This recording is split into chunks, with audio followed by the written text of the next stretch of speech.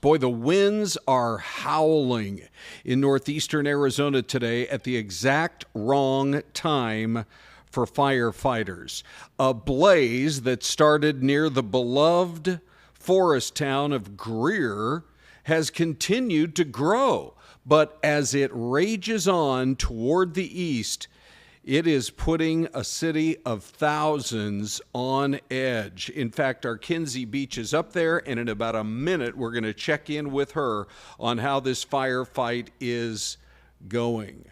And so, good morning, everybody. I'm Ron Hoon. This is Fox 10 Talk. Syleste going to join us in a minute. Also, it's a new day in court, believe it or not, for Lori Vallow Daybell, the woman who's been convicted of the killings of her own children, and most recently, the killing of her former husband, Charles Vallow, is about to face another judge and jury in the murder plot that was aimed at yet another family member. So producer George Obie, he and Justin Lum doing a great job covering everything having to do with Lori Vallow Daybell. He's going to join us here to explain what is going to be happening today in court. And then finally, they are turning the dirt in the West Valley as it's groundbreaking day for the first Buc-ee's in Arizona, and we are going to check in with them. That's happening this hour. We're going to have Dominique out there to get the very latest. But we are also now going to start with this firefight going on up in northeastern Arizona, and we're going to bring in our Kinsey Beach, who Kinsey has been up there since early this morning. We see the winds really howling. Kinsey, why don't you give us sort of the lay of the land? Where are you, and about how far would you estimate you are from the fire line? Yeah, good morning, Ron. Yeah, we're about 10 miles east of the Greer Fire. We're in Eagar. Now, this town, a lot of residents on evacuation warnings over the last 24 hours. It was about 24 hours ago that this fire started. We made our way out here from the valley yesterday afternoon. We're about 4.5 hours from the Phoenix area, but if you look over my right-hand shoulder at the ridge line, we could see flames coming over that ridgeline last night, and as this wind has picked up this afternoon, that smoke is just continuing to come over the mountain. We spoke to fire officials that said last night the fire did grow both to the north and to the east. Right now, the wind not as bad as it has been the last couple of hours, but the wind is the just significant issue that they're dealing with. And there it goes, it picks back up again. I don't know if you can hear it, but yesterday there was 65-mile-an-hour wind gusts. Today we're seeing 35-mile-an-hour wind gusts. So the wind is their biggest problem with this fire, especially because they cannot get air support. So when we usually see the air tankers out there dropping fire retardant, it's something that they're without in this firefight right now. They had to ground all the air support early yesterday afternoon. They were not able to get any air support last night. So right now we know that the fire is at 3,500 acres, but that's an estimate because they're unable to get up in the air. But I mean, I don't know if you can see it, but that wind picking back up again, and we know that the wind's going to continue through the afternoon. All right, Kinsey, I want to share with the audience, you had a chance to talk with a community member up there a little while ago. You can really hear the emotion in her voice. Here's some of what she told you just a little while ago. I live in Eagar. I'm a block from the dome. I was up here when the wildfire started. It's horrible. My heart goes out to the residents of Greer, and especially our first responders. We've got to get the wind under control, and we need to get the air tankers out here. I know it's going to take a while. I've been up here since 2013. I love this area, and it's devastating to watch and see this. A lot of emotions there. We know that this fire is burning in a similar area of the Vallow fire from 2011. We know the type of damage that these wildfires can do. Why so much emotion? I have friends that lost their homes in Greer, so that's where that comes from. And I was actually camping when the wildfire started in Cornero Lake, and Greer is such a beautiful town, and my heart really goes out to those people that have lost their homes, especially our first responders, because they're putting their lives on the line for us and our town. Yeah. Thank you so much for sharing this morning. What are your friends telling you, the ones you said that have lost their homes? It's devastating, but they will rebuild. And we are Greer strong. Okay, so Kinsey, I thought what we could do, I just want to read, this is a statement from the town of Eagar that they posted late yesterday, which is the fire originating in Greer, threatening parts of Eagar. And then they go on to say all residents west of River Road have been put on set status. Have you had a chance to visit with some other people as well? I just love that Round Valley. Eagar, it would be more in the line of this fire as opposed to Springerville, which is a little further away. But it does sound like people are really taking it seriously. That's exactly right. I think it's because they know the type of destruction that these fires can do. That lady I just spoke with mentioned the Wallow fire. She actually came over to us to offer us water and to offer us bananas, thanking us for being out here. It just shows you so many kind people. I spoke to a handful of people last night that told us they're taking these evacuation warnings very seriously. This pocket to my right, these neighborhoods in Eagar, a lot of them were on an evacuation warning yesterday. So many of them said, we packed up our stuff to know if they have to go, we're going to go. That a warning is not time to start thinking about what you're go. You're seeing this wind pick up again. See, it's the gust and it's blowing all of the smoke to the north. So fresh smoke coming from that ridge line right there. But if you walk over this way, and this is Interstate 260 to give you a look of where we are, this is that road closure. So we've seen a lot of fire personnel being escorted down that way. Water tankers going down that way as well. So we'll be out here all day today. We're actually seeing the Apache County emergency management come through here too. The Apache County Sheriff's Office, they were going door to door yesterday as well, letting people know that it's time to get your stuff ready in case that go comes. So people that have the evacuation warnings, they were packing up their stuff. They're taking it seriously because it's the wind. It can push these fires quickly and also change the direction of it, Ron. All right. Kinsey, thank you very much for your report. We'll continue to check in, but this looks like, Syleste, it could be a day, where they want those winds to die down, but it's just not happening. And it's 10 o'clock in the morning. Right. I mean, we usually see the worst gusts happening when we get closer to 2 or 3 in the afternoon. It's not a good sign. No, it's not. Good morning, Ron. Good morning, everyone. Tough day for a lot of folks who live up in the heartbreaking interview with that woman, especially.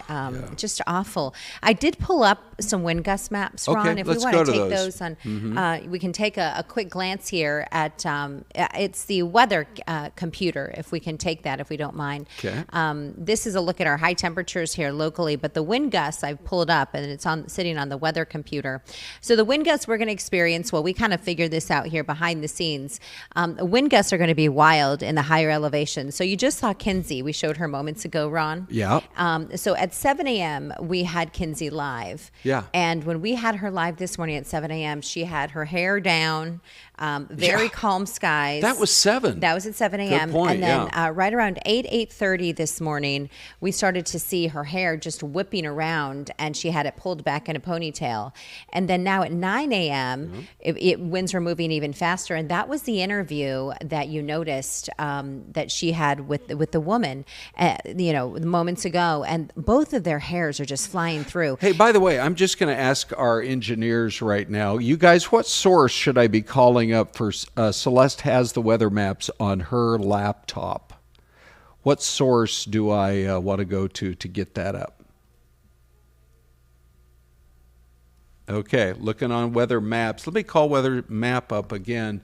Yeah, we're stuck on the 10-day. How do we advance that? Are you able to advance that, Syleste? I am actually sitting on a different, my computer system is showing me the maps. Okay. Right now. Yeah. And so let's go ahead, Ron. We can go back to, if you want to show that fire map or go back to the fire video, I can just give you the information. By the way, this is a streaming show, you guys. We put it all out there. Sometimes it works, sometimes it doesn't. Such is life when it comes to live TV. That is for sure. Yeah. In full transparency here, I mean, this is a look at the current wildfires and the map that you see. The small little red part, that is the fire that is currently burning. Right now, let's talk about wind gusts and what we're seeing. If you're in our higher elevations and you are in the chat box, let us know where you're watching from and if how fast it feels like the winds are moving in your communities. 41 is where the winds are gusting there in St. John's, 31 in Springerville, 38 in Show Low, Heber at 25. And so you have wind gusts that are moving so fast. These are the fastest moving wind gusts where this fire is burning right now.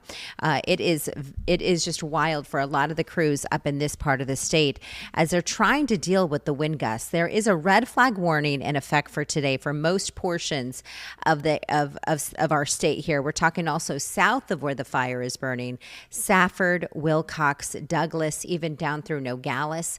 This is a look at the fire burning on the ground. What's happening is the winds are moving the embers from one fire and it's blowing it to another part of the forest, and it's starting up other spot fires, and then the fire is starting to grow. And the bottom line is those winds, I think, are still going to be with us for at least one more day, right? Yes.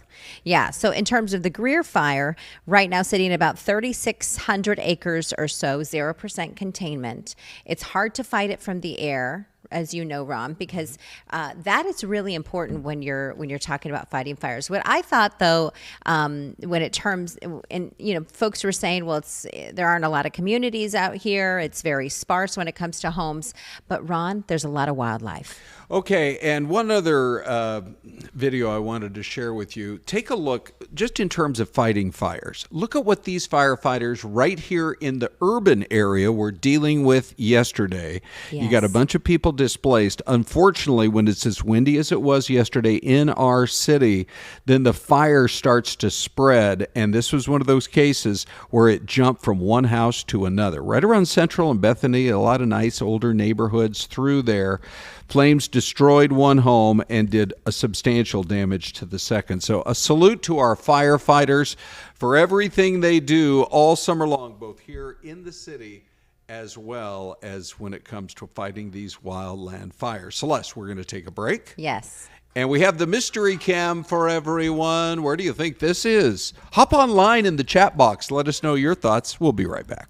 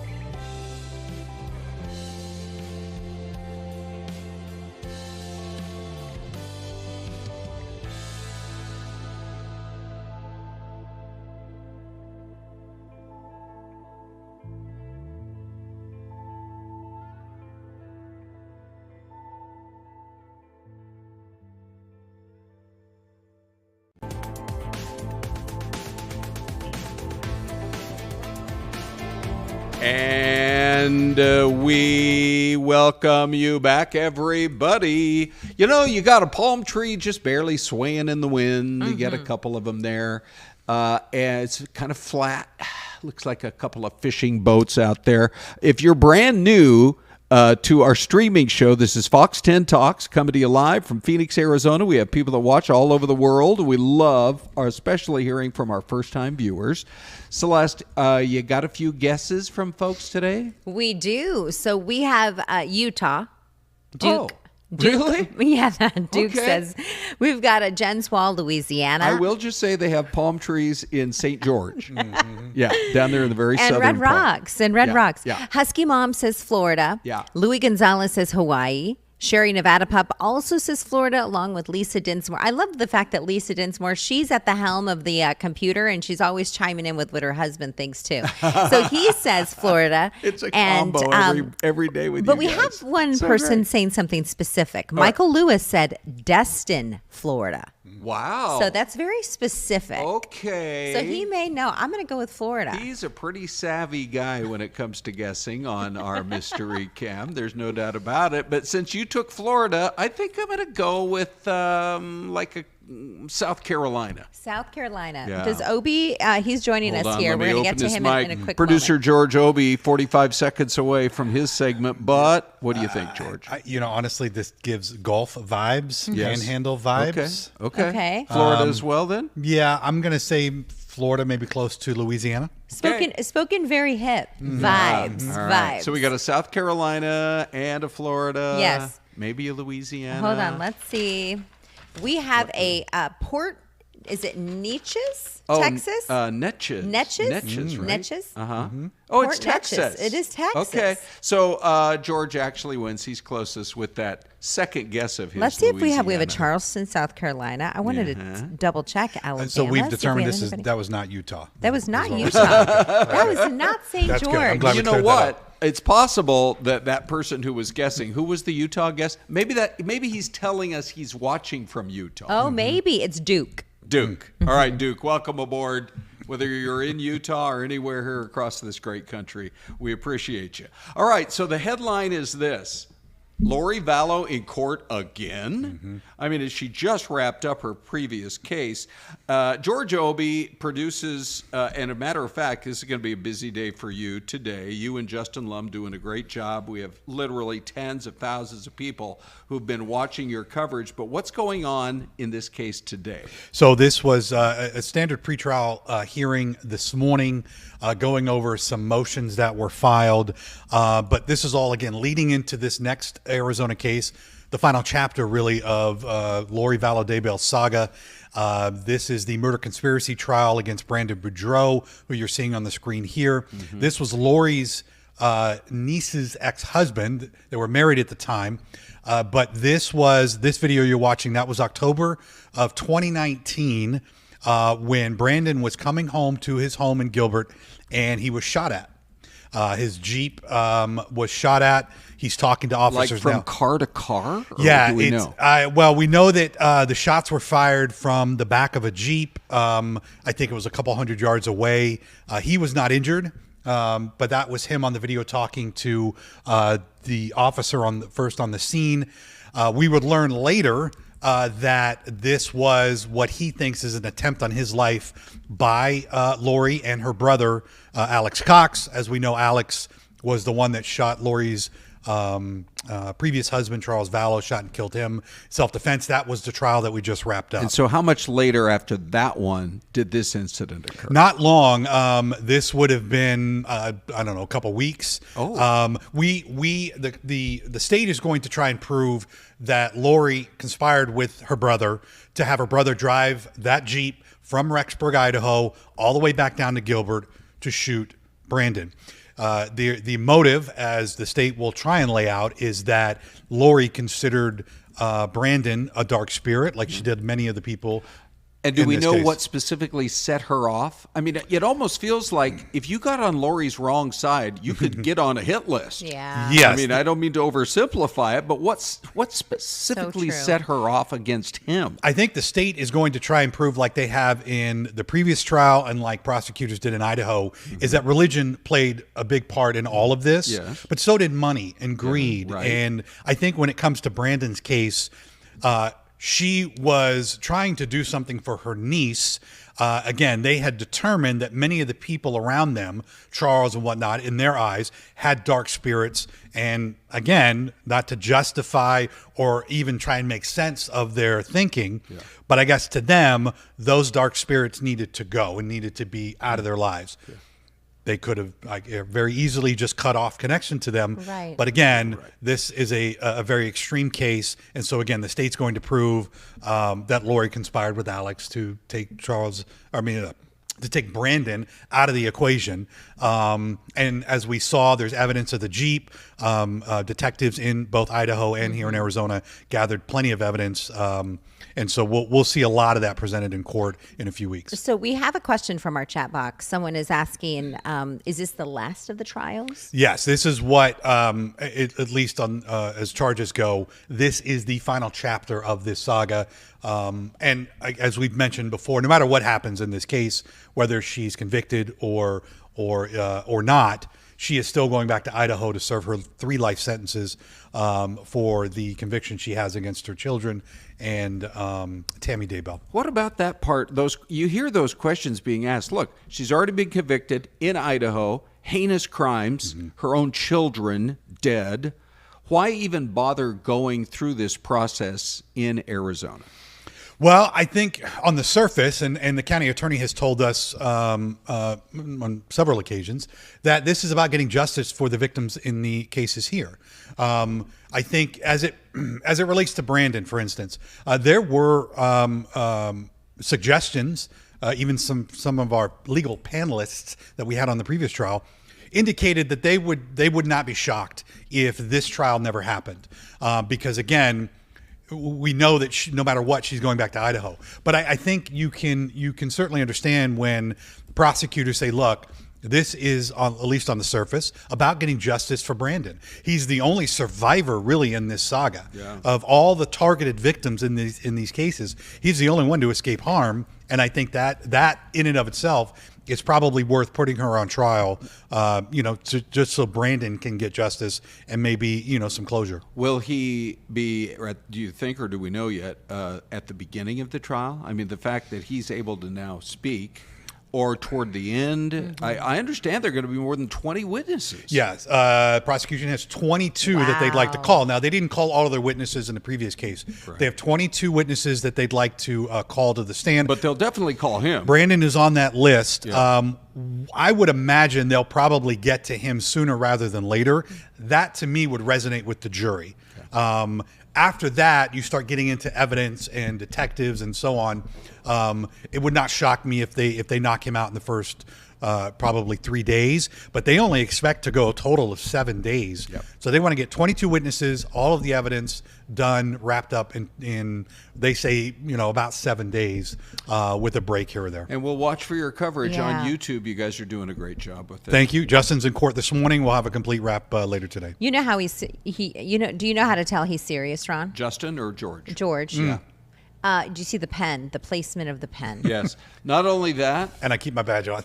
not only that, he's a very badge-oriented employee here, but he's not talking football. So No. No, not right. yet. I mean, He is in worker mode. That's right. for sure. That's right. All right, George, thanks for your time. Thanks, sir. Did you hear what Chuck Schumer had to say?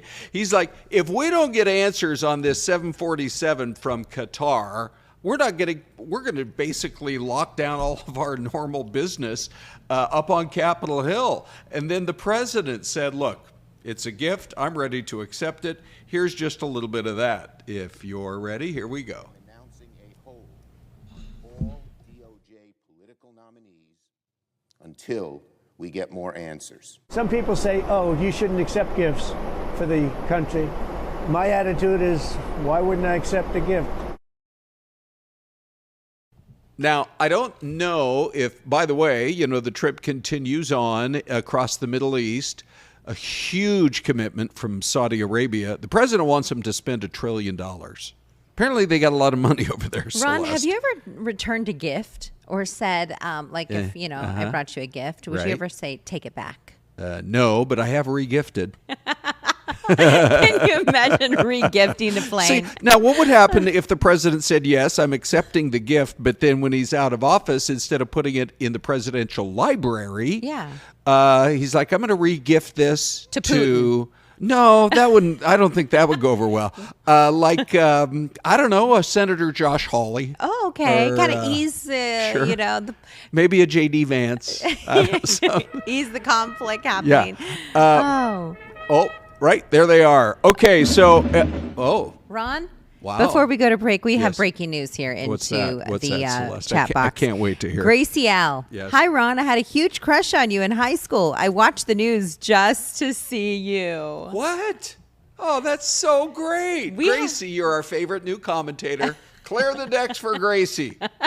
Can we get Gracie on the phone, please? Let's Gracie, do this. if you send me in a DM your phone number on Instagram at Syleste Fox 10, we will bring you on the show on a phone interview or a Zoom and do this. Ron, we've got to make this happen. Okay, fine.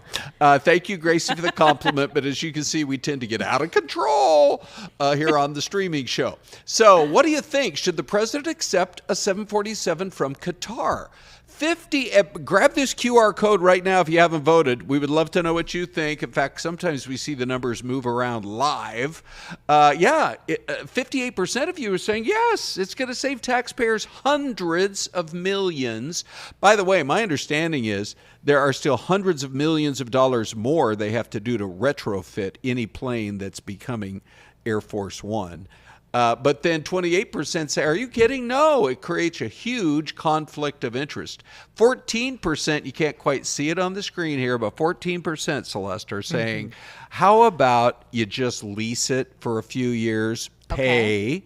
The thing is, either way, the money's not coming out of Donald Trump's personal checking account. He's either going to have the taxpayers pay for it or Qatar. Well, the question is, and somebody brought up this concern, we had it earlier today, would he have to strip it to make sure there was no cameras or anything, watching over them or listening to presidential business? Yeah, the retro work is in the hundreds of millions. Gracie L., I'm waiting for your DM on Instagram at Syleste Fox 10. Yeah. All right. So anyway, make it a lease. Oh, look at that. The numbers still are moving around. So as you guys vote, they definitely jump. Do you like either of those first two or the third option? Make it a lease, and then when Boeing can crank out another plane, come on, Boeing, then we'll see it happen like that. All right. Break time again, and we'll be back in 2 quick minutes.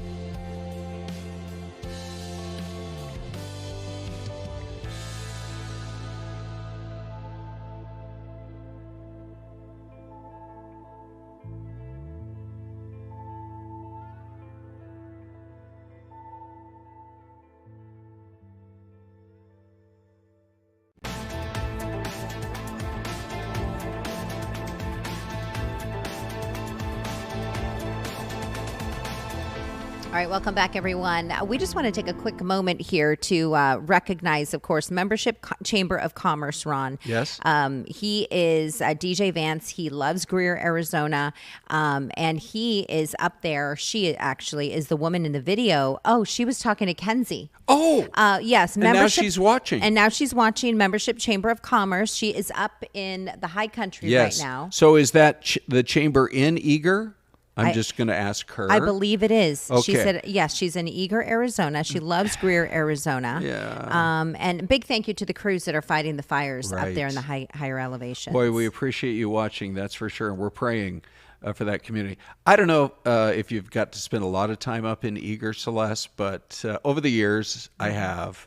I knew a family by the name of Eagar. It's a kind of a popular name up in that part of the state. Ron Eagar. Who was a successful yogurt entrepreneur down here in the Valley many years ago. And super nice guy. Tell us more about his fortune. Like, did it blossom? I don't know. Fortune, when you're in the yogurt business, is really the phrase to use. But everybody I've ever met in Eagar, they are just salt of the earth and the coolest, some of the coolest people that you're ever going to want to meet. We just hope these winds die down. Absolutely. Real quick, she says she volunteers with the Round Valley Police Department, and she'll be out there tonight to help out if anybody wants to help. Hey, ladies and gentlemen, we have a treat for you this morning. I'm going to call up Dominique. Here she is, everybody. Yeah, I mean, Dom's a multitasker. She's on her phone, checking with producers, tracking leads, that kind of thing. Dom, what's been going on out there? The whole excitement level in the Valley for our first Buckeyes is really running high. Good morning, Ron and Celeste. I think I got the fun assignment for the day. Who would have thought a gas station would cause so much traction, you guys? But this isn't just any gas station. It is Buc-ee's. If you're not familiar, it started in Texas, good old state of Texas there. And this is not only a gas station, but they have a barbecue restaurant inside, a beef jerky wall. They have a little bit of everything that you can expect. And they really do take pride in this gas station. So you guys can see just before we got together, they just broke ground. There was a lot of community members, and then this guy you see here in the white cowboy hat, this is the Avenue. It's just south of the I-10. Breaking ground, the ceremony started today, but they're expected to have things up and running by next June. So next summer is when you can stop by, fuel up, try, even you can see this guy's hand, some of their beef jerky, jalapeno honey. Show off your jerky, sir, to us. Yeah, oh my gosh, this is awesome. It is good. I'm trying to pick you up on mic. It's good. It's wonderful. Thumbs up. Okay, great. I can see why it's one of the favorites. Yeah, why it's one of the favorites. What flavor? Dom. Items as well. Dom, so what flavor did he get? A whole lot. They had some famous Buc-ee snacks out here too, just for people to try and really get a good taste of it. So it's a lot of excitement in the air. We're happy to have it in town. I was speaking with the mayor of Goodyear also earlier, not too long ago, and he was excited for all the job opportunities as well. He said just about 200 jobs Buc-ee's will offer to residents here, and he's really excited for this boom. A lot of money will also be coming back to the city of Goodyear because of this. So it's a really exciting day for the economy of Goodyear, the city, and just to try something new. We get a little bit of Texas, you guys, here in the Valley. So hey, nice. Dom, will you go? This is live. We're on a streaming show. If he says no, fine. Can you walk over to him and ask him two questions based on how today has gone? Does he foresee more Buc-ee's in Arizona? That's number one. And then number two, why is it spelled B-U-C hyphen? What's the deal with the spelling on Buc-ee's? Here we go. Okay. Let's see if I can make my way over. Sure. This is fantastic. He's a popular guy, you guys, taking photos. Sorry to bug you. We're live on Fox 10. Really quickly, our anchors are asking two questions. First, they want to know, with all this excitement, can we possibly see more Buc-ee's here in Arizona? What do you think? 100%. We're looking for additional sites right now. Oh, wow. Okay, and then two, the hyphen in the name. Why? What's the reason behind that? Well, that's an interesting question. I've never been asked that before. Let's see. So I had a Labrador Retriever named Buck. Where I grew up, the team mascot were the Buccaneers. So we hyphenated and called them the Bucks. Okay. And so I took Buck, my dog, named it Buc-ee's, hyphenated it because we had a BUCS was the high school mascot. Oh. So I hyphenated it. I did that in 1982. I've never been asked that question. Oh, there you go, and it's stuck. It's stuck. Oh, we love it. We're happy to have you here. We're so excited to have Buc-ee's in Arizona. Thank you. Yes, thank you. Love the hat as well. All right, there you guys go. How fun. He's never been asked that question before. So Ron Hoon. Yeah. Great question, my friend. Well, okay. That's like the best compliment. Anytime you're interviewing somebody and they say something like, now that is an excellent question. Or even better, of all the years, I've never been asked that question. I know, it seems so simple, right, to ask that question. Right. You know, well, obvious. Thanks to his good dog, Buck. By the way, Trenton Hooker joins us. Trenton is one of our great producers. He's a Texas fellow. So you're here to tell us about Buc-ee's. Yeah. It's amazing. And I got to ask you, because Michael Lewis in the chat box said Buc-ee's barbecue brisket sandwich is life-changing. Life-changing, as is their fudge counter. I was going to say the fudge bar is, holy cow. Where's your Buc-ee's cup? Ron my gosh. sometimes has his Buc-ee's cup here. Yeah, it's in the dishwasher, but it'll be back tomorrow. You're a clean fellow. Yeah, the most life-changing are the bathrooms. Oh, Really, gosh. the Oh, with bathrooms. the lights. They're green and red, right? You wouldn't associate the two things. Okay, so gas station, bathroom. But think about this. Like, you're in an airport, you're in a McDonald's, whatever. You have to kind of look to see if somebody's in that stall. I'm just speaking about in the men's bathroom, Yes. Celeste. I can't Yes. speak to your side of things. Same. But you look...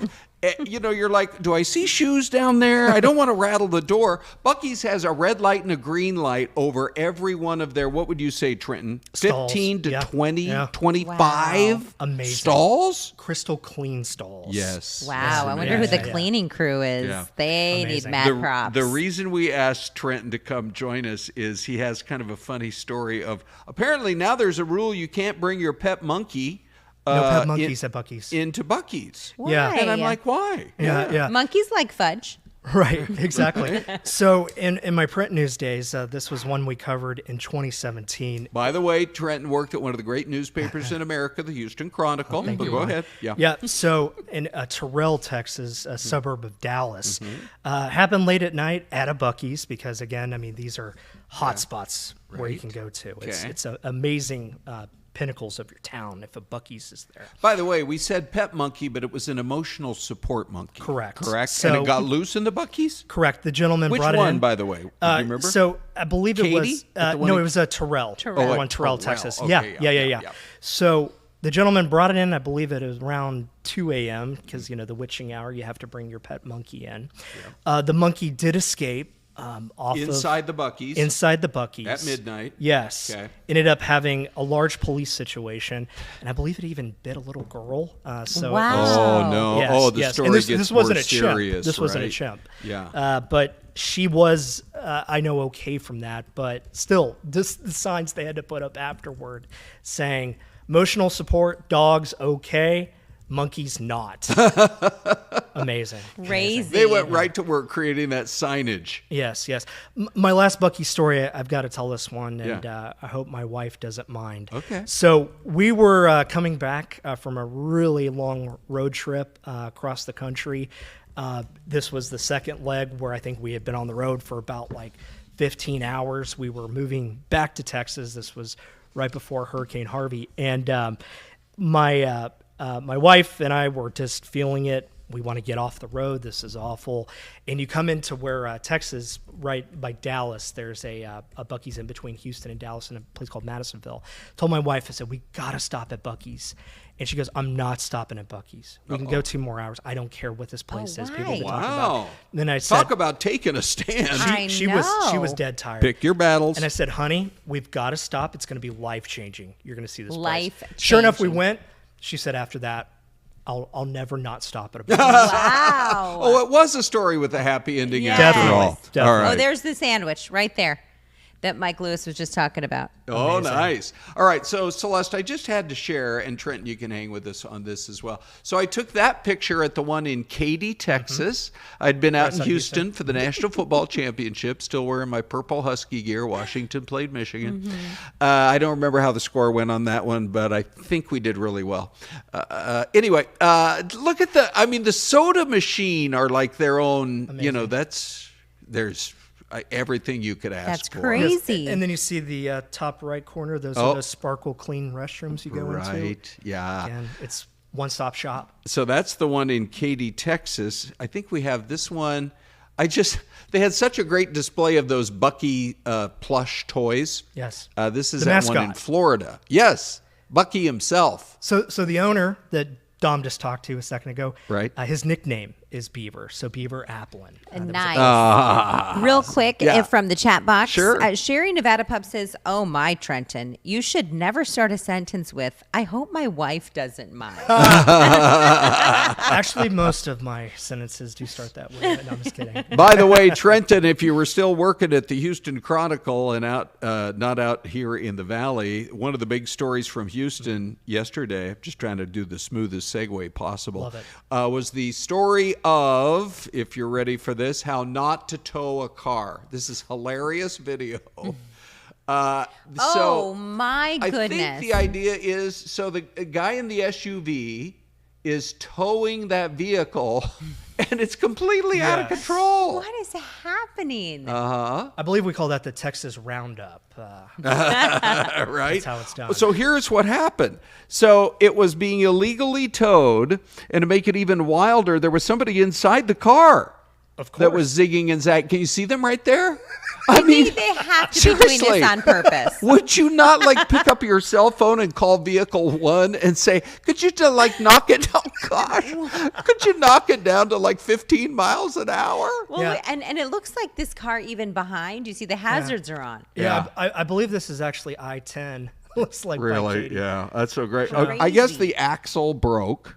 Shocker. And that led to the swerving. And now the driver's behind bars because he had an unrelated warrant out of Georgia. All's well that brother. ends well. It's just another news day in Houston. I think we call it life in the fast lane. Nice Right? work. Yeah, we got to get the okay to play Eagles music on here once in a while. Trenton, always great having you on. Good Thanks, to Ron. see you, Thanks, buddy. Celeste. We just convinced him to hop out of the producing booth. Yeah, look at him. Put in for That's double called pay. The hot walk, Put in in for case double anyone pay wants- today, Trenton, producing and on-air talent. Okay, time for another break. This is fun today, Let's do huh? it. All right, We'll be right and back. here we go. We'll be back with you in 2 more minutes.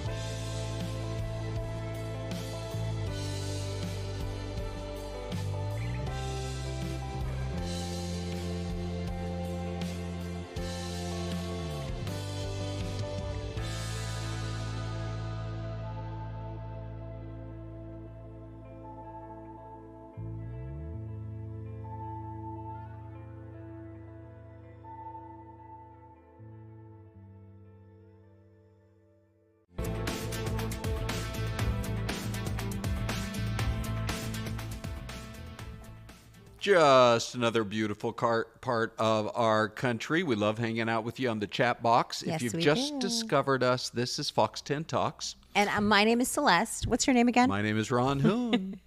How can people find you on Instagram, by the way, Syleste? At Syleste Fox 10. Okay. Syleste. Correct, which autocorrect will always put it to Sylvester, but Right. work your way through it. And Well- I'm Hooner Fox 10. Yep. Yes. And Ron, you just celebrated a birthday. Happy I birthday, my did. friend. We missed you the last couple of days. Yeah. Did you hear the story I told on the air earlier this morning? The New Times years ago ran this article that said, I think this would have been when I was like in my 40s, possibly 50s. They called me the age indeterminate Hoon. That's actually that's a compliment. They're like, wait, he still appears somewhat youthful, but he's already been on the air for like 40 years. Well, here in Gracie Al Phoenix. this morning said that you were the reason she watched the news. Yeah, thank you, She had a Gracie crush on L. you. All right, let's just go right to Sports Illustrated, Let's shall do we? it. This is the picture that everybody's talking about today because the lovely Selma Hayek, who, by the way, is pushing 60. Wow. She looks great. She's going to be on the cover now of the latest Sports Illustrated swimsuit edition. She's beautiful. Isn't she stunning? She's gorgeous. Yeah. Yes. She looks fantastic. I don't know really what's going on, but it just seems to me that a lot of sports celebrities and a lot of just movie stars, etc., Yes. are aging so well.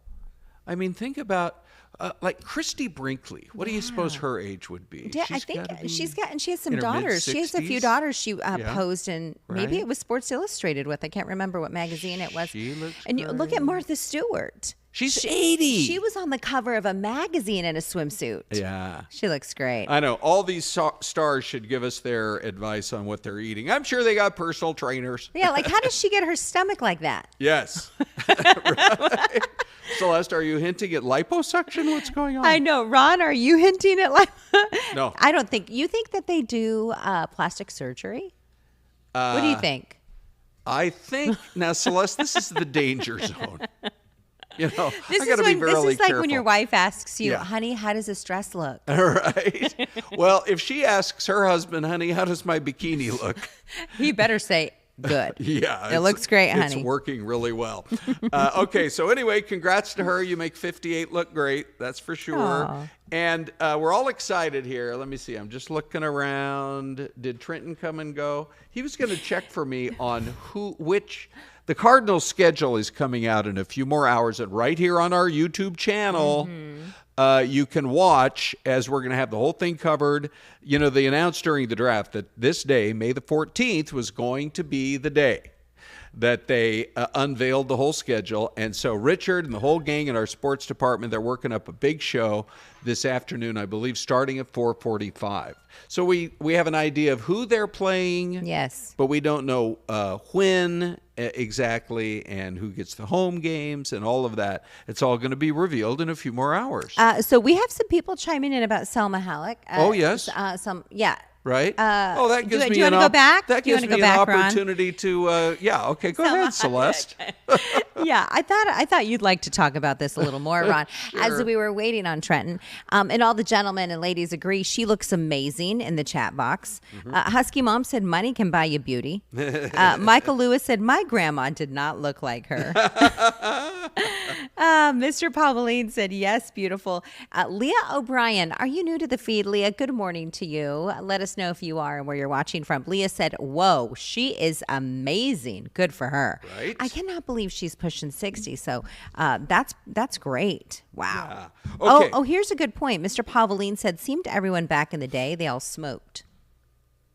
You know? Yeah. So maybe it's like, I think there is more of a health know? orientation. I think that probably is yeah, part and of like it for keto. sure. Like keto was not a thing in the 50s. Speaking of smoking, Celeste, can you believe there's still 3 airports in America where you can smoke? Really? Yeah, Okay, I just saw, what was that, 1 mile at a time had it this weekend. Where are these airports? I'm trying to remember. I believe one of them is Vegas. Okay, Yeah. that makes Now, sense. of course, they have designated areas, and you can't smoke while you're walking on the plane or even at the gate or going through TSA. Yeah. I mean, they still have rules. And the other one was Nashville, Oh, interesting. and the other one was Miami. Okay. So if you're all a smoker, three party towns. Yeah, good You know what I mean? point, They're all three party Celeste. Yeah, towns. you found that for sure. Anyway, here is who the Cardinal. I believe we have a live cam, by the way, of that great Cardinal Stadium. I'm getting so excited for the upcoming football season. Here's who the Cardinals are going to play, because every year it kind of rotates. Of course, they have their division rivals, the Rams, the Niners, and the Seahawks. But also out of the NFC, they have several games, and then they have some AFC cross games as well. So here's who's on the schedule. Atlanta Falcons, Michael Penix Jr., the Carolina Panthers, they are finally looking like they'll be a little better. The Houston Texans, the Cincinnati Bengals, the Colts from Indianapolis, the Tennessee Titans, the Jacksonville Jags, and they, of course, will have Travis Hunter. They will. They're going to be Do you a think must-watch he's going to play both TV. offense and defense? I like think he did so. For, Colorado. Do you think so? I don't know. I mean, we'll have to see how long he lasts. Yeah, I know. Because it's a That's always the different danger. speed, and Right. there's a lot of guys who are real big. Yeah. Tampa Bay Bucks, New Orleans Saints, and last but not least, the Dallas Cowboys. They always draw a crowd. So we're going to find out all about that here when the announcement comes out. And I'm just so excited about it, Celeste. Let the football season begin. I know. We're excited. We're a football family, Ron. You know that. Yes. We're mostly Seahawks fans. Yes. Just because my husband's from Yes. north of Seattle. You hold the line representing the Cardinals. I do. Much appreciated. It's not a fun time. People ask me, they say, well, you're from that part of the country too. Are you a Seahawk fan? I'm like, no, I love the Cardinals. Yeah, I'm me all too. about the Cardinals. Of course, you root on your alma mater.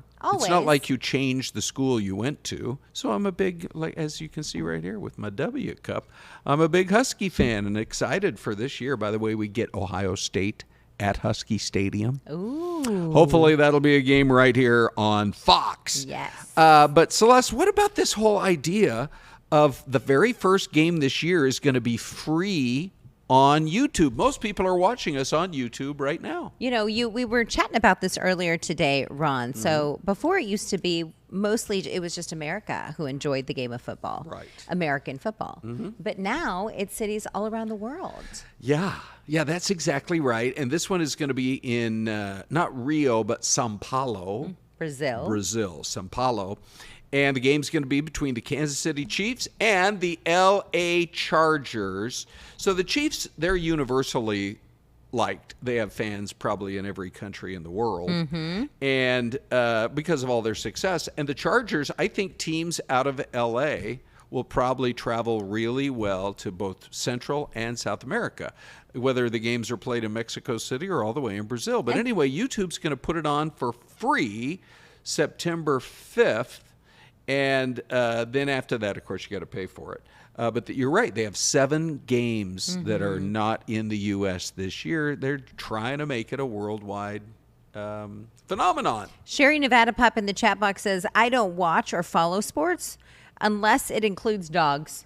Yeah, the Westminster Kennel Club, that is Sherry's creme de la creme. That is actually a great show. Yes. Where you see these dogs, trotting around. It's kind of fun. Yeah. So anyhow, good luck to the NFL. It's going to be another amazing year, and we will be posting on our website the Cardinals' full schedule when it comes out. But be sure to watch YouTube later today for the live coverage. I can't wait. Richard and the gang are going to just have an absolutely great time. Now, speaking of Kansas City, what about this whole story, Celeste, of hanging out with Pat Mahomes for a whole day? This sounds amazing. So- what if you popped up and you're like, hey, what's up, my homie? Yeah. Oh, my homie. Get it? Do you? And he's like, that no, was the I'm commercial. my homie. Yeah, what's up, my homie? So they Airbnb is launching this new thing where you can you can get experiences besides just trying to get a house, right?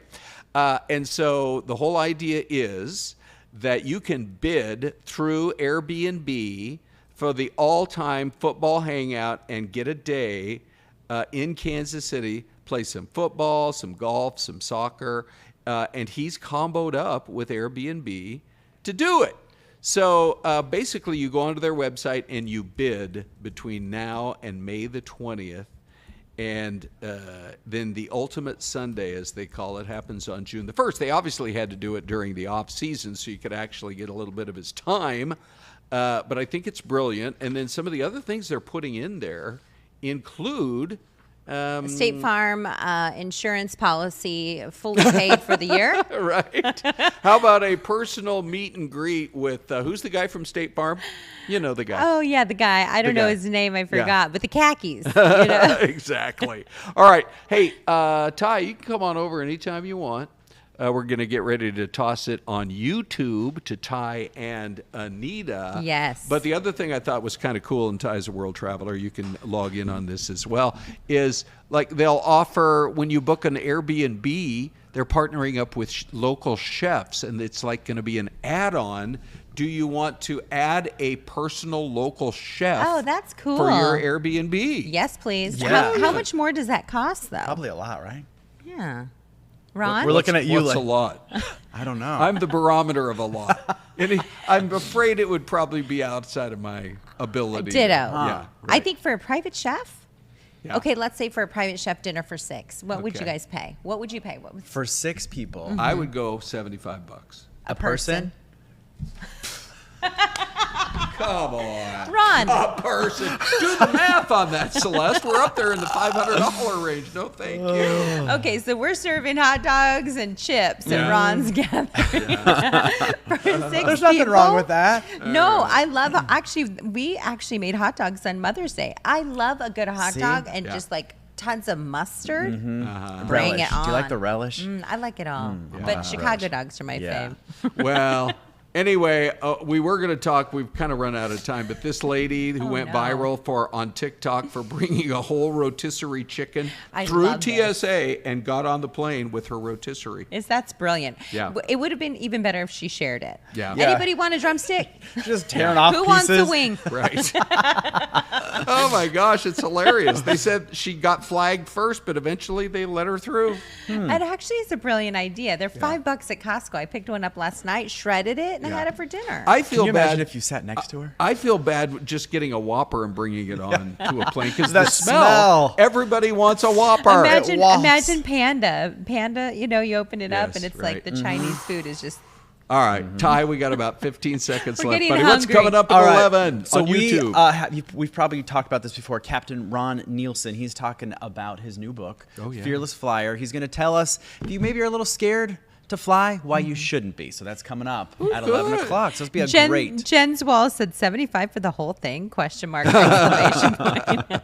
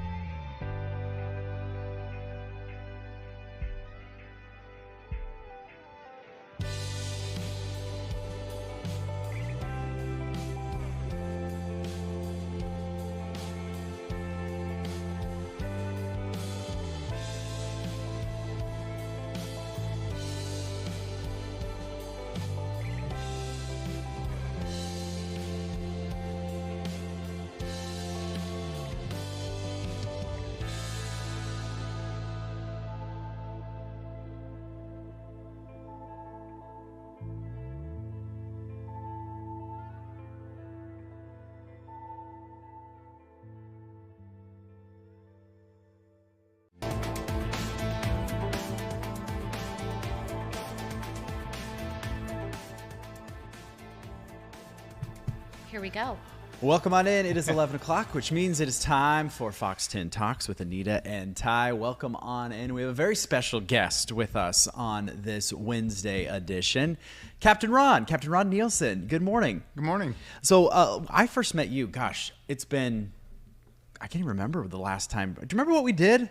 I think I've interviewed you a couple times, and you've done so many interviews with so many different media outlets, but it's so nice to see you again. You wrote this book. Let me hold it up, and I'm going to show it off to this camera. It's called How to Overcome the Fear of Flying. So we're going to kind of talk about that. So if you are at home watching this morning, and you have any questions for Captain Ron about anything to do with the airlines, really, we're going to be here the whole 28 minutes talking with Captain Ron this morning about kind of all of this. I'm looking it up, and it says in the U.S. alone, an estimated 25 million adults experience a fear of flying. That's a significant portion of the population. The fear can range from mild anxiety to a debilitating phobia. Yeah, that's probably low. Self-reported. I'd say 60 to 80 million people. And I for one love to fly, and we're fortunate enough that we can, because it is a bit of a luxury, right? Absolutely. But I love to fly, and I find it, especially when we do longer trips, which again we're very fortunate that we can do the longer trips. I love to just sit and read, and I feel like I can disconnect. Same here. Right? You can't when you're actually flying. But I can understand if I let my mind wander and you look out that window, you're thinking, oh, there's nothing underneath me. Or you have zero control. I have zero control. That's the issue. You have control. Yeah. And the two biggest control freaks on the airplane are the two guys in the front. And we're glad they're there. Yeah. Before we get into this, Captain, could you kind of walk us through kind of your career, and then kind of what led you from being an airline pilot to then kind of diverting and now kind of helping folks that are a little bit fearful of flying? Yeah. I wanted to fly since I was about the second grade. My dad was a World War II vet.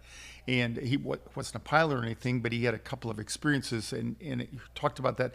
And then we played Army, and then we watched World War II movies, and then I noticed I was watching all the flying movies, and then fighter pilot movies, and that, the kind of stuff that they did in combat and stuff like that. Fighter pilots are hot. Yeah, well. You watch that Top Gun movie, and it's like, oh, yeah. And that is the closest you get to the sensation. You think about that, right? I yeah. mean, like, there's something about, there's something about them, that man in uniform. I had to throw that out. I know the ladies are watching. All right. I know the ladies are watching. Yeah. Well, you know why pilots wear sunglasses, right? Makes them look cool. It's totally it. Yeah. I love that. Yeah. So then kind of after your career, you retired, right? And then after you retired, you thought, you know what? I still can really help a lot of people. Yeah, actually before I retired, really? 37 years ago, I was about halfway through my career when I was here in the Valley working for America West at the time, which later went on to be U.S. Air and American. And I had a friend who was in the Employee Assistance Department, and he worked with local counselors and psychologists. And one of the local psychologists came to him and said, "Hey, Ron, I got this guy who's going to start a fear of flying program. You want to help him?" And so I said, "Sure." And on an August night of 1987, I did my first Q&A with with about 20 people, and I was hooked. And it just touched me to see how compelling it was for people who couldn't do what I took for granted. Do you remember any of those questions that were asked? Those first questions? They're the same questions you get today. Like I'm afraid of heights. What can you say to me? I don't have control. What can I do? Do planes crash? But there has been a transition during the 37 years I've been doing this, and that is from more about the mechanical failure of the airplane or challenges to more about the personal. Can I handle the challenges? Can I handle the emotions of that? And I joke that anxiety disorders are a growth industry in the world right now. We talked about that yesterday, mental health awareness. Yeah. And it is about anxiety, and about not feeling control, which you identified. And nothing reminds you, I don't think, more graphically than when you walk on an airplane, you see this door that's about that thick. It looks complicated, You catch a quick glance in the cockpit, you see all those lights and all that stuff like that, and immediately you feel like, holy crap, I hope they know what they're doing. Yeah. I understand the physics, the science behind it, but I don't comprehend it because I do not weigh as much as an airplane or all that luggage or all those people, and I can't fly. Yeah. And it blows my mind to be able Yeah. to sit down on this massive, I mean, some of these planes are so huge. Yeah, it's a hunk of junk that weighs 500,000 pounds. Plus all the sometimes. people and And the suitcase bags and and the the fuel. overstuffed bags and the fuel. Yeah. And you're going how many miles? Yeah, and that's another question people don't understand. Not only how can it get in the air, but how does it stay in the air? Yeah. And Tell me. it's magic. A little bit of pixie dust, and you're good to go. Pulleys and mirrors, but no, you know, it's like if you stick your hand out the window of a car and you're just sitting there in the parking lot, nothing's going to happen. But you get a little momentum and you put your hand out like this, and it starts flying. And that's the same thing that happens to the airplane. So it's making the airplane think that the air is thick. How do you do that? You throw it through the air at a high velocity. Yeah. We're getting a lot of comments. Yeah, we are getting Husky quite a Mom few. says, I love flying, always want the window seat, love seeing everything below. The next comment is, I've always had a problem with heights, but flying never really bothered me for some reason. Yeah. One of my best friends, pilot all his life, you couldn't get him up above the first rung on a ladder. But when he's on the On a airplane, plane. yeah. He also had it's something- control of that plane, though, And he's got control. because Yeah. he's piloting Yeah, it. at least he thinks he's got control. You know, that's an illusion to all of us as humans. You know. So obviously people are starting to share their scary Yeah, stories. And Mr. Paul Valine, we circled around Las Vegas for like an hour and 10 minutes to waste gas. Tried to land the plane, almost there. Had to boost it up again. The wings weren't working, and the wheels were not coming out. How long ago was it? If you don't mind answering, Mr. Paul Valine, how long ago that was, what the situation was. And it's if the wheels weren't coming out, I don't know, that is so rare. When you look at aviation movies from the 30s, they have to get the plot, the plot line and the drama. It was always the wheels wouldn't come down. That is the least worry item that you can have on the airplane. What's the most as a pilot? Or do you not want to share? Oh, no. And they just don't happen. But, if anytime you have a power failure of any sort, the most critical times are when you're taking off, because you've got to go from an airplane that's at rest to one that's got a safe flying speed. Are there? So you said the worst is power failures. Do things like that happen that as passengers we don't know about? No. Okay. If we had an engine problem where you complete loss of thrust on an airplane that has two engines, you're gonna notice it. Yeah. You know, the other thing that my dad always told me, my dad was an airline pilot as well for many years for major my airline. sympathy.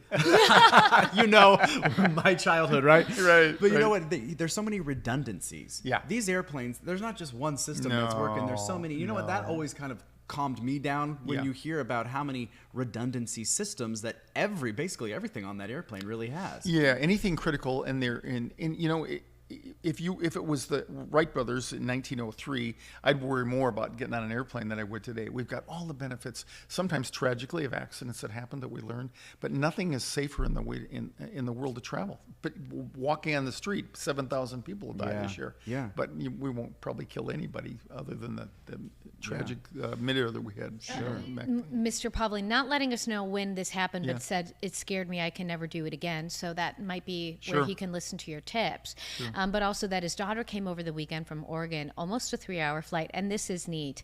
I watched that sucker on the app, both there and back, and we traveled to Chicago or Florida to see my parents, and it's the same thing. My dad's like, "Oh, I was watching when you landed. You landed 20 minutes early." That Flight Aware, I think, is one of the things that so many people use that today. Well, we know one thing from the gentleman that he made it. Right? Yeah, he did. He's still here. Sherry Nevada has, and that goes to the redundancy. Yeah. So yeah. Let's talk about maybe when you take these classes, what are some of the biggest fears that people are coming in and being like, "Hey, Captain Ron, you've got to help me with X, Y, or Z." What are some of the biggest issues that folks have when getting on an airplane? Number one, I may have a panic attack. And is that from what? From worrying about worrying. From worrying about worrying. And anticipatory anxiety is really the biggest pre-flight issue, because I can sit here, imagine, anything that brings anxiety. You don't have to be in the event. You can be right here. I'm thinking about a picture that I use at the classes about a bunch of guys sitting on a beam. And people have probably seen this, right? During the construction of the Empire State Building. And my palm, just telling you that, my palms are sweating. I can't tickle myself. It doesn't work, but I can scare the hell out of myself, right? I mean, and that's it. So that's and what that's do they the say essence that of the it. things you worry about the most never come true? It never come true. Mark Twain, famous quote by him. Yeah, yeah. And so the aviation community or the passengers and stuff like that, it's about anxiety. It's about thinking about what I'm going to think about and how compelling is that going to be. Because people are embarrassed that they might have an anxiety That's attack. that's also a number one fear is there's an inherent amount of shame like that because I look at you and the way I feel inside crazy. I think, oh my God, if you really knew what I was thinking, you'd think I was crazy. Yeah. And people, when they say that, I say, I'll tell you what, look around the airplane. About 25% of the people on the airplane are doing worse than you are, but they're doing as well or better than you are at hiding it. Because people hide it. No, it's very difficult to tell when people are having an issue. Well, you don't want people running around scared. No, that would probably elevate the problem too. Yeah, but they're worried about frankly, not being able to get off. Because if you're in a car, which is what most of us have for a frame of reference. If I have something go wrong, you pull off the side of the road. But 35,000 feet. You can open the door and get out. Yeah, 35,000 feet, it's more complicated. Yeah. And that is ultimately, so it's control manifesting, and I can't get out of there if I don't feel comfortable. Yeah. And is that more like kind of the I saw someone mention that they were claustrophobic, and that was one of the reasons that they were scared to fly is because they close that door, they lock it, you're on that plane for however long that plane ride is. Yeah. Exactly. And splitting hairs, I had a client that educated me. It's really claustrophobia. CLEITHROPHOBIA, which is really claustrophobia is really a small container stuff like that. But claustrophobia is you can be in the middle of a concert and have a panic attack, not being able to get out. So it's about being able to move away from whatever the source of fear is. Yeah. So we have another minute left, but you're going to stay through the break. But how do you help people, I guess? So that's what we're going to talk about coming up in just a few minutes, because you've been offering these classes. We're going to talk about your classes, and you do something really cool. You even kind of do one-on-ones with folks. I do. Right? And will you go with them in some I do. cases? I fly with people one-on-one. Wow. So if people are that scared but they want to get on a plane, you can hire him. My father-in-law, I don't think, has ever flown. Sure. Will never come out to and even in this day and age, I figured every flight I ever flew, I had one person that had never flown. Wow. Yeah, because that's the odds. Yeah. Well, I mean, it can be a scary thing. Yeah. So we have 30 seconds. We're going to come back. If you all have any questions, want to share some stories about some of the most frightening things or incidents. We don't want to talk about the scary stuff. I mean, we've all experienced a little bit of that turbulence, right? Yeah, we're going to talk about that too. What is turbulence? Yeah. How to get over that, because that's a big fear that a lot of people have as well. So throw those questions up. We would really love to chat and ask.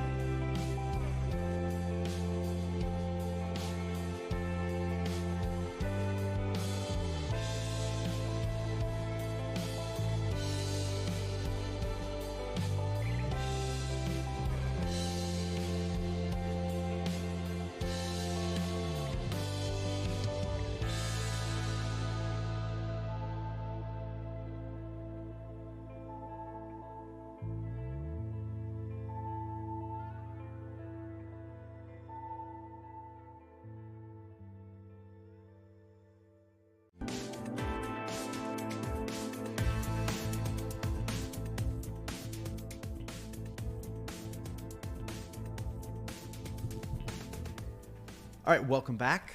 We're here with Captain Ron, if you were just joining us. So we're talking about the fear of flying. So we've been getting some great questions. Michael Lewis says, I have a family member who has a fear of germs and won't fly because of it. Are the cabins full of germs? Good question. Well, probably if you touch like anything, but we have HEPA filters, and they recycle the entire cabin volume of air about every 2 to 3 minutes. So I remember hearing about that during COVID. That was a big okay, because you were still allowed to fly, and most of the time the planes were packed. And a pilot actually came on and explained that and said, don't worry about it. Now, I'm not necessarily, Michael, a germaphobe, but I do like clean surfaces. So I will bring on my own little Clorox wipes, and I will wipe things down. Not that I don't trust the staff, but I want it to be as clean as possible, because every once in a while you find like dirty wrapper. So we can say but COVID taught us that there can be airborne stuff, but mostly it's touch. But when you're sitting and you put that tray down or you have the seat, what do you recommend for people to do? I never do anything. You I'm don't. terrible. Okay. And there are flight attendants who swear that they get colds and stuff like that. I flew for the airlines for 30 years. I went for years without a cold or the flu. And I had the same air that everybody else was breathing. Everyone, I guess everyone has to do what makes them comfortable. Yeah. And I think it it really, like the rest of life, so why do some people get sick more than others? There's a lot of genetic predisposition, stuff like that. So let's talk about the classes. If someone really does have a fear of flying, they can sign up. Well, you've got a plethora of things to get more information. We talked about your book that you have out, which is fantastic. I was reading through it last night. But you also have classes that folks can actually take. And what I love about this, you have kind of different levels too, right? Like you kind of have introductory. Yeah. You also have flights where you actually will. Right. Some of these scared people will get to go with you, which I think is fantastic. What is that like for you to kind of be able to help these folks get over this hurdle? Because obviously you love aviation. I love aviation. I think this is a great thing that you're doing to help these folks get over it. It's the most rewarding thing I've done. If you'd have told me 37 years ago I'd be doing this at 78, I'd say you're out of your mind. You look great for 78. I thought you were 38. I thought you were 38. That's what we determined when you sat down. It really is. I just did a class in Burbank, or in north of Burbank over the weekend in a studio for this guy who contacted me 2014 and said, hey, I've been wanting to do this for years, teach people how to overcome their fear. So I've done that. But in Phoenix, we have a free class on an airplane. Oh, it's free. It's free. Oh, that's even better. Well, that's one of them, okay. the one-on-one classes. And then that's on the first Saturday of every month, except I don't do July and August. So the next one's coming up on June 7th. And then the Sunday after that first Saturday evening, I do a free webinar online for people around the world who can't come. So what's your opening line? What's your opening statement to everyone? Get on a plane. Yeah. Tell me what bugs you. What triggers you? That's the first thing you want to know is what's going on. And then talking about the other classes. So then I call the basic class a 101, whether it's in here, in LA, online, or whatever. And then we have a 201, and that used to be something I did in residence as well, but with the pandemic we couldn't do anything. Sure. So now I put that online. Okay. And then I have a 301, which we'll be doing here out of the Phoenix airport, and simultaneously out of Burbank. I'll tell you how that goes on the 31st of this month. So on the 31st, people are going to come meet me at the airport here, and we're going to fly to Burbank and back. So this is all classroom instruction, and then you get on the plane. Yeah, and we'll be doing a special briefing for people who sign up for it 2 nights before. I do a lot of webinars. Mm-hmm. I do a monthly, on the third Thursday of every month, I have a live coaching webinar for people so they can come on. The things that I've found, I call it my fearless flight method, is number one, educate yourself. When we know better, we do better. Number two, learn how to distract and disrupt your thinking. Because the difference between you and I, if you're afraid to fly, sitting on an airplane, is what we're thinking. Mm-hmm. You're thinking about, am I going to have a panic attack? Mm-hmm. Is the airplane going to be airworthy or whatever? I'm thinking about what I'm going to eat the next time I land, because that's what you do after a while, And then the last thing is join a community of people who are afraid to fly. The hardest thing for people is this shameful feeling that they have, like, oh man, if you knew what I was thinking, you'd think I was weirdo, and they don't have anybody to talk to it. They're married to a spouse who gets on the airplane and falls asleep immediately, and so you need to talk to somebody else who gets you. So we take 101, you get us on a plane, and we decide, okay, we can give up that control. We feel okay, we have our seatbelt on, I'm reading a book, watching a movie, distracting myself, and all of a sudden turbulence hits and the whole plane is shaking. Yeah, it's the whole plane. The worst drop you'll ever experience in a plane. The airplane never drops more than about 6 inches, and you say, "No way!" Feels like thousands or hundreds of feet, but that's because of the momentum, and it's aerodynamically thrown down and bumped up. And what happens is, if I had two garden hoses here with water spewing out, where they collide, it's going to be turbulent. You can see that in a river. You can see that there, but you can't see it when it's air. But air is a fluid, so the same thing happens. The problem with turbulence isn't necessarily where the water is bumping together. It's the fact that we, in our arrogant selves, go through it at 500 miles an hour. Yeah. So it's like a speed bump. If you take a speed bump at 5 miles an hour, it's a whole different experience than if you take it at 100. Yeah. Exactly. Yeah. And so that's what you notice. And we're running over speed bumps in the air, and it's and it will not bring an airplane down. The airplanes that have had issues with turbulence, it's when you fly through an area where there's a thunderstorm, there's the runway, here's my airplane, and somewhere in between is a thunderstorm with a downdraft. We don't do that. We haven't had any accidents that have happened like that since 1987. Was the last time. I think our scariest moment, we were coming back from Miami, landing at Midway, Chicago, when I lived in the Midwest. Sure. And there was a terrible storm. We were not in a very large plane. I couldn't tell you exactly how big it was, but I mean, it was dicey to the point where everyone applauded once we landed. Right. And it was just bad. Yeah, and whenever you've got winds that are coming from the side or whenever, then the most people, when the pilots announce that we're on our final descent, the last 30 minutes, usually no matter who you are, you say, we're almost done. Until that storm. But when you get down close to the runway, if there's crosswinds, now the closer I get to the runway, the more critical it is to line up exactly with the center line of the runway. So if the wind's drifting me off just a little bit, I'm going to be very, very aggressive about getting back on. So that's why you notice this kind of stuff.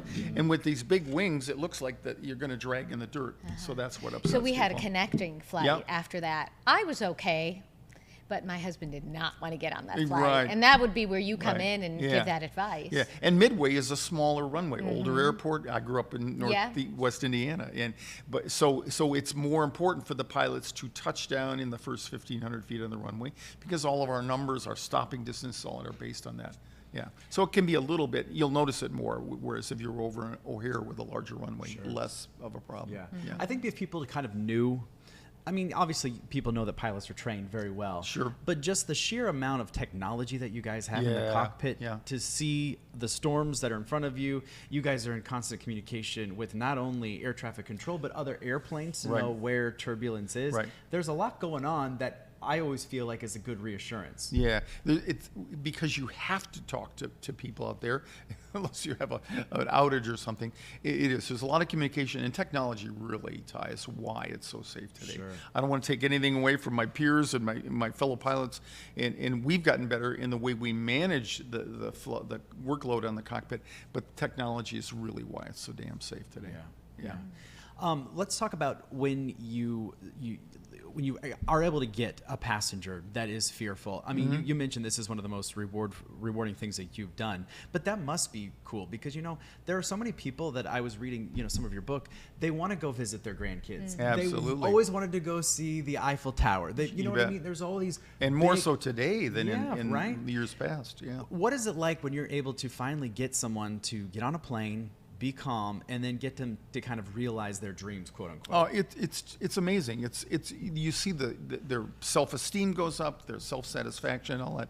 There isn't a day that I don't get a text, an email, or a phone call from somebody who says, "Oh, Captain Ron, thanks for all this." And I tell them, don't blame me for your success because you did all the work. Yeah. You really do you have a pretty good success rate? Yeah. Well, we really do. When I fly with people, it's 100%. Sure. And when we do the classes and things like that, the hard part is a lot of times when I just do a class online or I don't hear from people, then you don't know. But if people stay with it, anybody can get better. The fear, I would imagine, goes across the board. It doesn't discriminate. No, men, women. There is no demographic for fear of flying. Right. Although 60% of the people who have experienced fear of flying are between the ages of about 38 and in their early 40s, for whatever reason in there. And the average person waits 10 years before they seek help. Really? And of the people who you would say are fearful flyers, only about 10% are ever going to tackle it. Yeah. Now, if you are a fearful flyer, would you recommend maybe as soon as you get on the plane, tell the flight attendant, like, hey, just FYI, this is freaking me out? Like, would that help? Or is that not a good idea? That is the first thing I recommend. Really? Oh, wow. Okay. And you can do early boarding if you have an anxiety due to phobia or due to flying, and you can go through a process, identify yourself, get early boarding. But then the first thing I tell them is identify yourself to the flight attendant. Say, hi, my name's Ron. I'm a little nervous about flying. Can I meet the pilots? Because the second thing I want them to do is meet the pilots. And believe it or not, it's one of the easiest things to do. So you'll usually get usually they're done with all the pre-flight by the time you're starting boarding, and one of the other is in the cockpit for sure. And you go up there. What do you say? Hey, my name's Ron. I'm a little nervous about flying. Any information you can tell me today or share with me, I'd appreciate. Oh, wow. And tell them I don't idea. like turbulence. Talk to me.